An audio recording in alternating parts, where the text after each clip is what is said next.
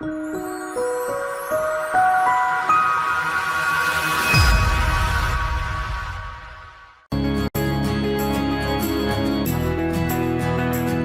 to Hospitality Property School. You are listening to Hospitality Property School with your host, Jerry McPherson.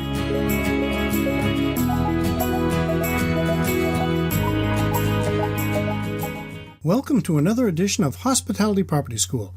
I am your instructor, Jerry McPherson, and today I'm going to take a look at how to research for your blog. In our last podcast, we looked at finding topics to write about on your blog. If you missed it, you can find it at KeystoneHospitalityDevelopment.com/KHDC062. Once you've found the topic, you can start by doing general research on Google and Facebook. The first step is getting an idea on the subject you're covering. What information already exists? Is there any current information about the subject that should be considered? Does the subject have enthusiasts or critics? Or is it a pretty neutral subject? Spend a lot of time simply reading during this step. Identify credible sites to draw actual information and facts. Facebook can be an asset with a feature you may have noticed. Related articles or videos are listed below some of your news feed posts. Now, there are some hits and misses in Facebook's related articles or videos, but you might find some good sources. Make sure to fact check what you read before writing as a fact, and take things with a grain of salt.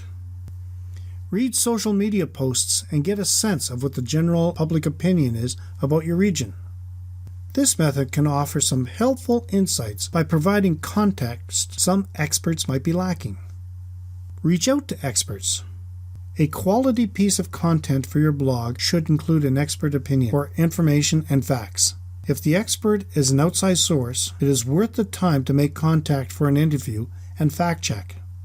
Here are a couple of ways you can do this. Pick up the phone and make a cold call explaining your request. You could ask people you know if they can introduce you to a specific expert. Reach out to people on social media or via email for a quote or an interview. Before any interview, make sure you have done significant research on your own. Prepare questions so you can make the most out of your time together. When the conversation ends, ask whether they are willing to answer any follow-up questions should they arise, and whether they'd be willing to perform a fact check for you once the piece is complete. Even just one conversation from your efforts could be valuable by getting a new point of view from which your writing will benefit and could possibly help you uncover things you might not have known before. Once you have gathered all the data and relevant quotes, you can act as the voice of authority. If you're not an expert on your specific blog subject matter, your credibility will not come from personal experience. You need it to come from another's experience and expertise. Here are a few good resources to find good data and quotes. Go to credible sites and perform a site:/search for the topic about which you are writing. Ask your sources for quotes, and be sure to ask permission to quote them. Okay, now you're ready to start writing your post. Once you have done all your reading, talked to the experts, asked for their opinion, it's time to start writing. If you've been taking notes on everything you've researched up until this point, then you have already started writing the post. In other words, all the elements are there, you simply have to whip them into a rational story. Finally, fact check. Even after performing your own fact check, you should submit the piece for a second fact check and review. This can go to a family member, a friend, a colleague, or to the subject matter expert if they said they would be willing to perform this duty. You can ask them to look for two things. Is there anything in this piece that is factually incorrect? Is there anything missing in the post that another expert would consider a red flag? The second question helps you catch those, "I didn't know I missed that," moments that might happen when you're writing about something unfamiliar to you. Perform any additional edits that come back from this fact check, and ta-da! You're done. Writing about subjects you know little or nothing about is certainly more difficult and time-consuming than writing about things you're familiar with. But it's a great way to get exposure to new ideas, learn about your region, and get connected with people you otherwise might not or could not possibly partner with in the future.